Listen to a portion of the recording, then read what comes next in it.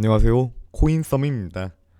비트코인 지루한 횡보세를 계속해서 이어나가는 가운데 낙관과 비관이 대립하고 있는 상황이 이어지고 있습니다.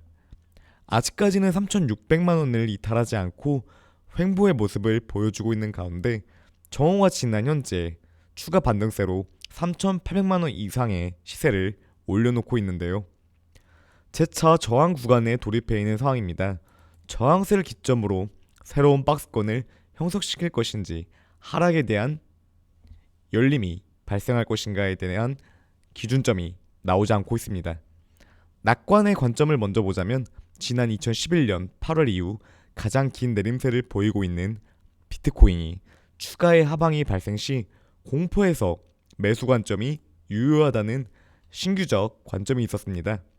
24일 블룸버그의 자체 분석으로 S&P 500 역시 지난 2001년 이후 처음으로 질주 연속 하락하면서 최장 기간 내림세를 보였듯이 비트코인 역시 같은 기간 하락한 것으로 나스닥과 더불어 증시 상황에 더욱더 밀접하고 예민하게 연관되어 있다는 진단으로 S&P와의 동반 하락이 발생한다면 매수의 저로 찬스로 내다보았는데요.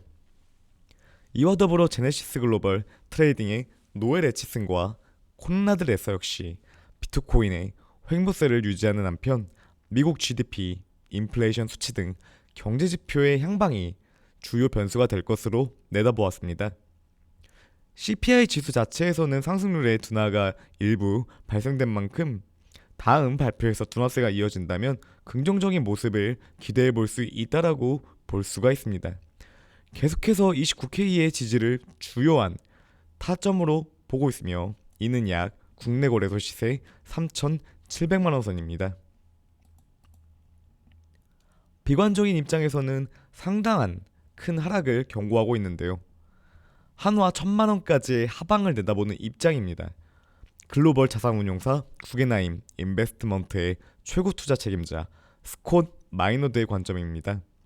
CNBC와의 인터뷰에서 3만 달러를 지속적으로 이탈하는 모습이 포착된다면 8천 달러가 궁극적인 바닥일 것이라는 입장을 표명했는데요.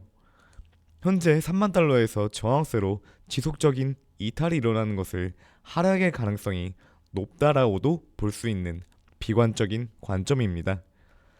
현 시세에서 70%의 추가 폭락이 발생된다면 비트코인 시장뿐만 아니라 세계 경제 역시 크게 흔들릴 가능성이 높은 상황으로 낙관이냐 비관이냐에 대해서는 향방을 정확하게 정할 수는 없지만 스콧 마이너드의 관점이 발생한다면 나스닥 역시 10,000포인트 이탈이 매우 높은 확률로 발생할 수가 있는 것이죠. 계속해서 비트코인에 대한 가치에 대한 의문과 경기 침체 이슈를 부각시키고 있는데요. 25일 발표되었던 미국 신규 주택 판매 건수가 전월 대비 16.6% 급감만과 동시에 PMI 지수의 둔화 등 CPI 상승률 둔화가 있었지만 경제 지표는 우선 상대적으로 위협적으로 나오고 있는 상황입니다. 스냅의 시적 둔화로 43% 하락하며 나스닥 역시 흔들리는 모습을 보여주었고 위태로운 뇌줄타기의 시장은 계속해서 유효한 상황입니다. 금일 반등세가 이어지고 있지만 역시나 안도하기 상당히 어려운 상황입니다. 지난해 7월과 같은 흐름으로 하방이 기술적으로는 충분히 추가적으로 열려있는 구간입니다. 낙관론자들 역시 이 점을 간과하지 않은 부분으로 보이는데요. 지난해 7월 역시 바닥 따지기의 관점 이후 재상승적 시그널을 보였었지만 재차 저항을 맞고 3,400만 원 구간까지 하방이 과거처럼도 재현될 수 있는 위험한 상황으로도 볼 수가 있는 것입니다.